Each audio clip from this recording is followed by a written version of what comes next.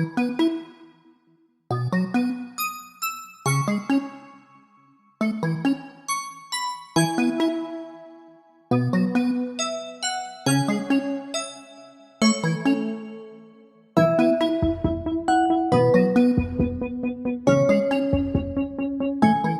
Dias. Waalaikumsalam Pak Eko.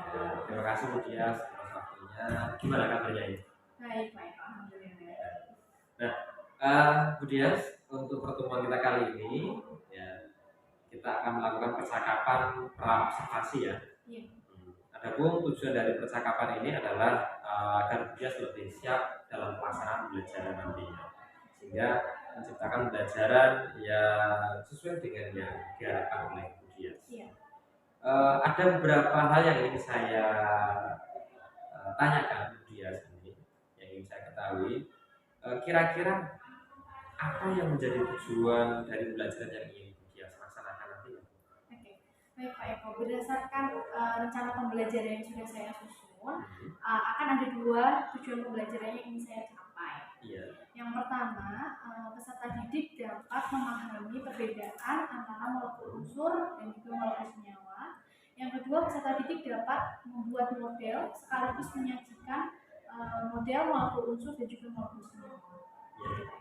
Baik, jadi berarti ada dua ya Bu ya? Iya. Ada dua pembelajaran,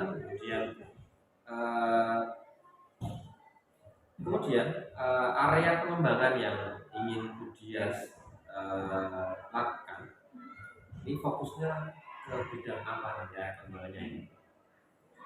Mungkin ada dua fokus pengembangan yang akan saya nanti nilai di dalam pembelajaran saya ya Pak. Yang pertama mungkin nanti lebih fokus ke dalam menciptakan suasana belajar yang nyaman, dan juga yang kedua nanti untuk memandu pembelajaran yang efektif seperti itu. Berarti ada dua, Iya. menciptakan pembelajaran yang nyaman, Iya. dan memandu pembelajaran yang efektif. Iya. Baik, bagus, sudah ada dua.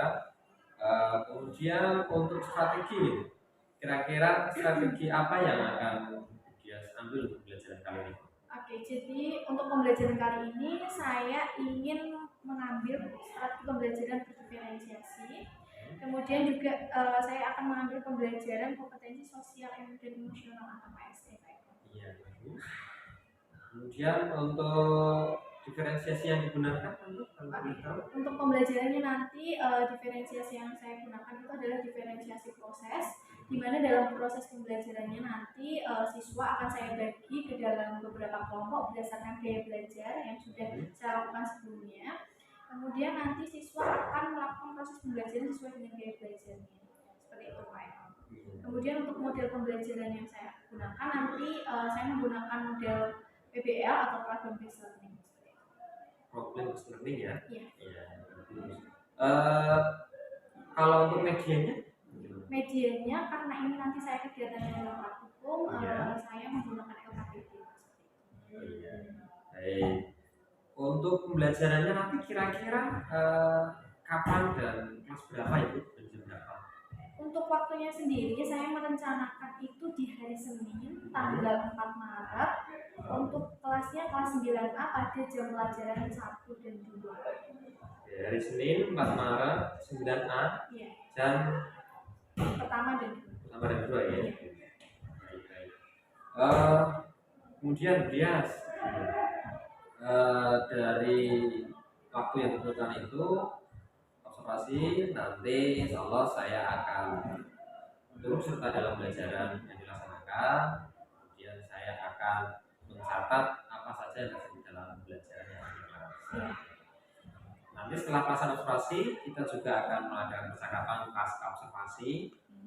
Ini percakapan setelah kegiatan observasi ya Bu ya. Iya, baik. Semoga ini bisa dilaksanakan sesuai dengan fokus yang ingin dilakukan. Terima kasih Bu Dias. Iya, sama-sama Pak. Sampai jumpa di observasi. Assalamualaikum warahmatullahi wabarakatuh.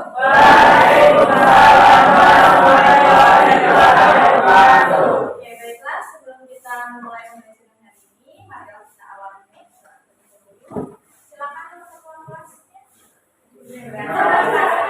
Silakan boleh Kevin. Kevin teman-teman Jagat. Mulai.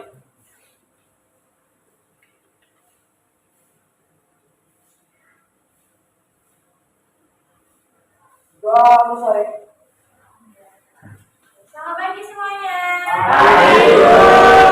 Bagaimana kabarnya hari ini? Ada yang tidak beruntung hari ini? Siang masing-masing. Oke, yang tidak berangkat hari ini siapa saja? Siapa pelajaran hari ini? Oke, sebelum kita mulai pembelajaran hari ini ya, ada sedikit games ya. Gamesnya namanya tepuk semangat supaya kamu lebih semangat ya. Kata-kata ini ya, sebelas ya, bulat. Oke, jadi caranya adalah yang pertama apabila Budias mengatakan tepuk satu, silakan kamu tepuk tangan satu kali dan mengatakan yes. Jika Budias bilang tepuk dua, silakan kamu tepuk tangan dua kali sambil mengatakan siap. Tepuk satu, yes. Tepuk dua, siap. Tepuk tiga, semangat. Tepuk empat, konsentrasi. Tepuk lima, siap belajar. Tepuk tangan kita semua. Berarti karena tadi kamu sudah mengatakan bahwa siap belajar, ya. Jadi sekarang silakan disiapkan bukunya ya, karena Budias masih melihat ada yang belum mengeluarkan buku. Silakan disiapkan bukunya, kita siap untuk memulai pelajaran kembali recall memory, ingat lagi memori yang sudah bahas. Oke, jika pada pertemuan sebelumnya ya, pada minggu kemarin Budias sudah sedikit menyinggung ya tentang bab 3, yaitu khususnya tentang partikel. Ada yang masih ingat kira-kira partikel itu apa?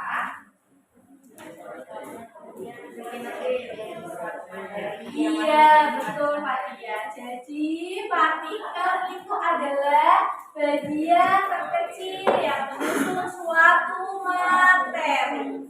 Nah, masih berhubungan dengan partikel, hari ini kita akan melanjutkan pembelajaran kita, yaitu di mana seperti yang kita ketahui bahwa partikel kemarin dibedakan menjadi berapa jenis? 3, betul. Apa saja yang pertama?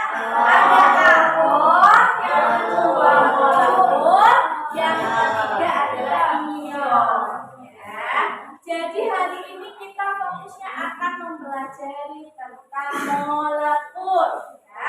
Apa itu molekul dan bagaimana penerapannya dalam kehidupan sehari-hari? Harapannya setelah mempelajari materi ini kamu bisa tahu apa sih perbedaan antara molekul unsur dan senyawa. Kemudian kamu juga akan bisa tahu bagaimana penerapannya dalam kehidupan sehari-hari. Dan juga nantinya tugas ini kamu untuk membuat model dari molekul tersebut menggunakan media berupa presisi. Gitu. Oke, yang pertama ya, di sini Budias ada sebuah gambar. Adakah anak-anak sekalian yang mau berpendapat kira-kira gambar apa? Oke, betul ya. Jadi ini adalah atom ya. Tepuk tangan untuk Pak. Ya, jadi betul ya Pak ya. Ini adalah atom. Apa kaitannya gambar yang Budias bawa sama pembelajaran kita hari ini? Jadi ibaratnya manusia ya, atom ini adalah manusia jomblo. Dia tidak punya pasangan, tetapi seperti laki-laki seperti manusia, atom ini bisa punya pasangan. Tapi kalau sudah punya pasangan, namanya bukan lagi atom, tapi ganti jadi molekul. Ya, besar ini yaitu Budias ingin kamu mengidentifikasi perbedaan antara molekul unsur dan juga molekul senyawa. Kemarin Budias sudah membagi kamu jadi 5 kelompok ya. Ya, 2 kelompok audiovisual, kemudian 2 kelompok visual dan 1 kelompok kinestetik, betul ya? Oke, silakan setelah ini kamu berkelompok sesuai dengan kelompok.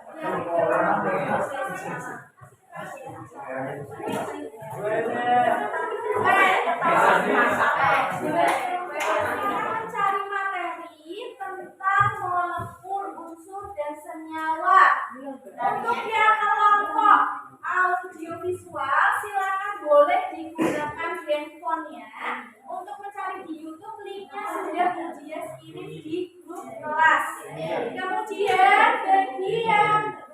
visual itu usia sudah melahirkan bahan ajarnya. Kemudian nanti ada estetik. Dengerin dulu. Setelah kamu pahami materinya, silakan kamu selesaikan semua pertanyaan dan juga diskusi yang ada di dalam PPT ini. Dan terakhir nanti kamu diminta untuk membuat model molekul unsur ada 5 yaitu beda-beda tiap kelompok. Silakan kamu buat dengan kelompokmu menggunakan media ini. Langsung silakan dibuka ya. Nanti setelah selesai pembelajaran kita akan presentasikan ya di depan kelas seperti itu.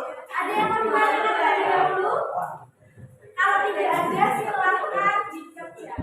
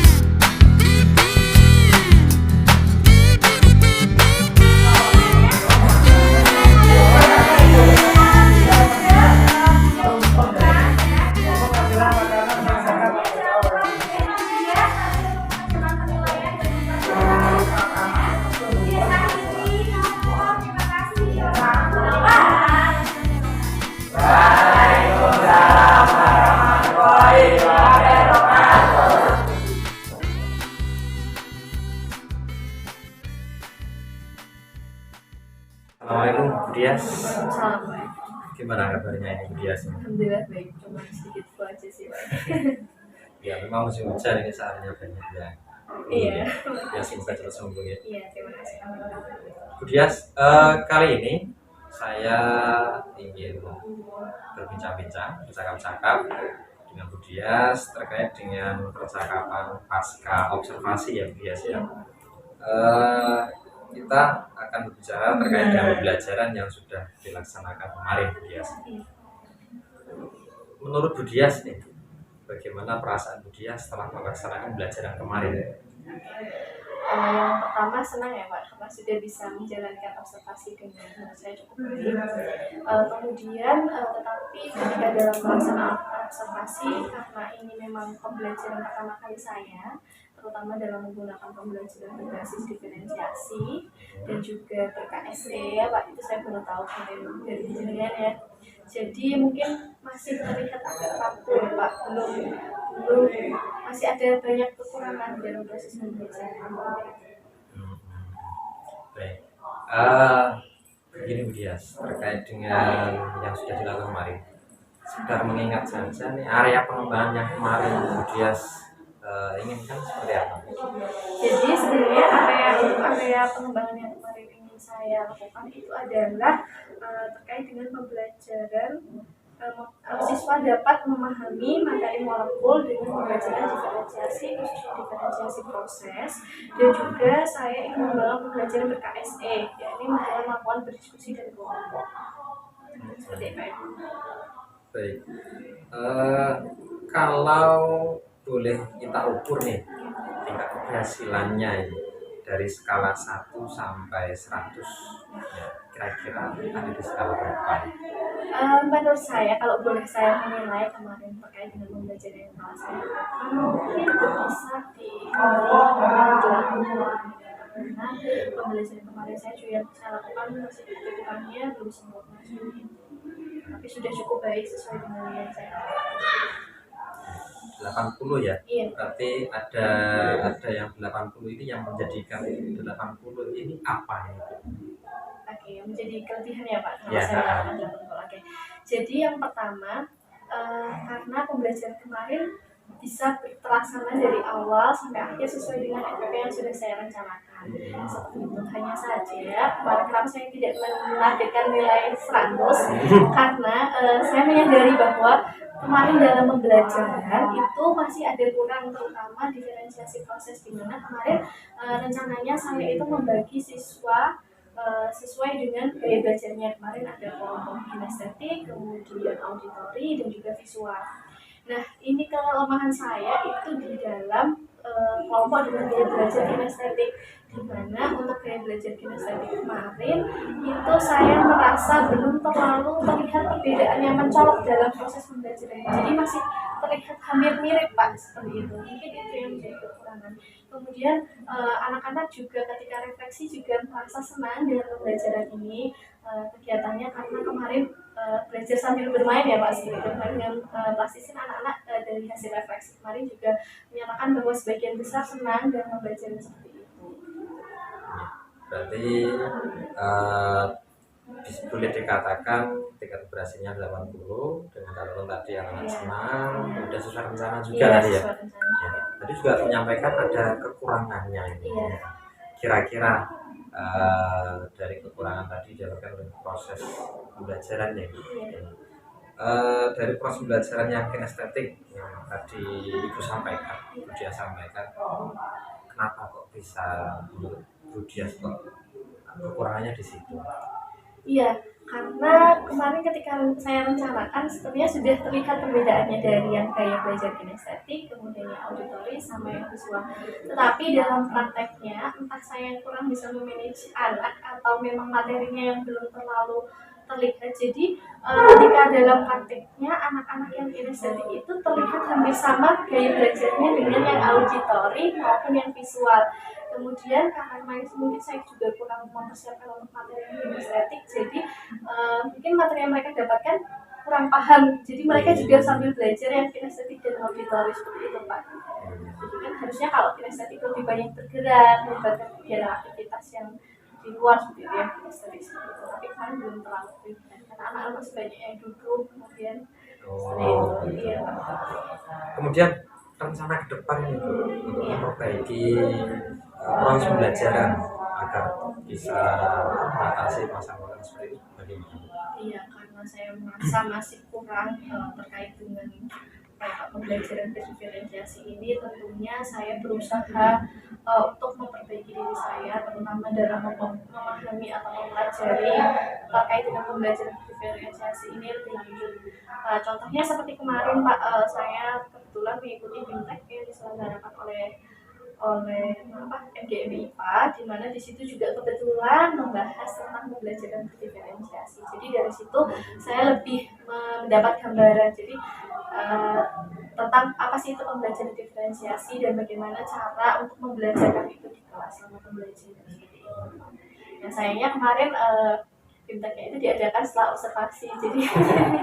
Jadi ketika itu belum terlalu memperbaiki SPP saya Pak. Tapi kalau sekarang akan insya Allah sudah ada sedikit gambaran. Kemudian saya juga mungkin bisa nanti lebih bisa bertanya-tanya ke teman sejawat, mungkin Pak Eko atau guru-guru rekan guru yang lain seperti itu, yang lebih paham atau lebih mumpuni atau yang sudah terbiasa menerapkan pembelajaran ini seperti itu. Ya. Bagus sekali ini rencana dari Bu Dias. Semoga diberikan kemudahan nanti dalam pembelajaran diferensiasinya. Kemudian untuk jangka waktunya ini Bu, kira-kira jangka waktu untuk belajar sampai nanti penerapan pembelajaran yang lebih efektif kembali kira-kira kapan? Iya, kurang lebih mungkin sebulan ya Pak, butuh waktu sebulan karena nanti saya masih harus coba lagi nanti menyusun modul ajar FPP, kemudian mengkonsultasikan lagi mungkin kepada bertanya rekan-rekan apakah sudah sesuai atau belum, mungkin butuh waktu sebulan sampai nanti mantap untuk diaplikasikan lagi ke dalam belajar. Berarti nanti untuk produk yang dihasilkan FPP FPP tadi itu ya, iya, yang sudah rencana pembelajarannya itu ya.